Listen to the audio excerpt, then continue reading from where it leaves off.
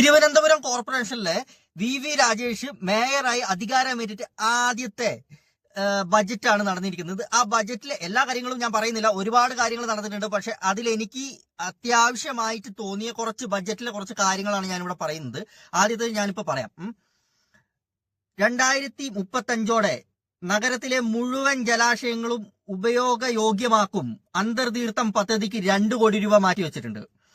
പിന്നെ തെരുവുനായ ശല്യത്തിന് പരിഹാരം കാണാനായിട്ട് ABC സെന്റർ 3 കോടി രൂപ, തെരുവുനായകൾക്കുള്ള ഷെൽട്ടറാണ് 3 കോടി രൂപ മാറ്റി വെച്ചിരിക്കുന്നത്.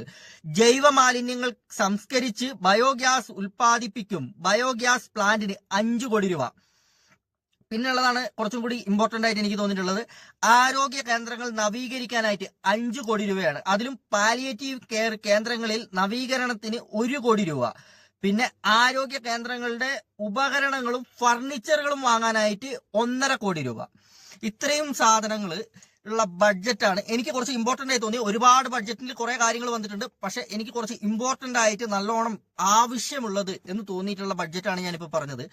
ഇപ്പോ നമുക്കറിയാം, ആവശ്യമില്ലാതെ ഒരുപാട് ബഡ്ജറ്റ് ഇട്ടിട്ട് കാശ് അങ്ങോട്ടും ഇങ്ങോട്ടൊക്കെ കളയുന്ന സർക്കാരുകൾ മാറി മറിഞ്ഞ് വന്ന സ്ഥലങ്ങളാണ് ഈ പറയുന്ന കോർപ്പറേഷനും കേരളവും, കേരളത്തിലെ മറ്റ് സ്ഥലങ്ങളായാലൊക്കെ. ആ ഒരു സംവിധാനത്തെ സംബന്ധിച്ചിടത്തോളം ഈ ഒരു ബഡ്ജറ്റ് കാണുന്ന സമയത്ത് വളരെ നല്ലതെന്ന് തന്നെ പറയാനുള്ളൂ. മോശമായിട്ടൊന്നും പറയാനില്ല. അത്യാവശ്യം വേണ്ട, അടിസ്ഥാനപരമായിട്ട് വേണ്ട കാര്യങ്ങൾക്ക് തന്നെയാണ് ബഡ്ജറ്റ് ഇട്ട് പോയതെന്ന് നമുക്ക് പറയാൻ പറ്റൂ.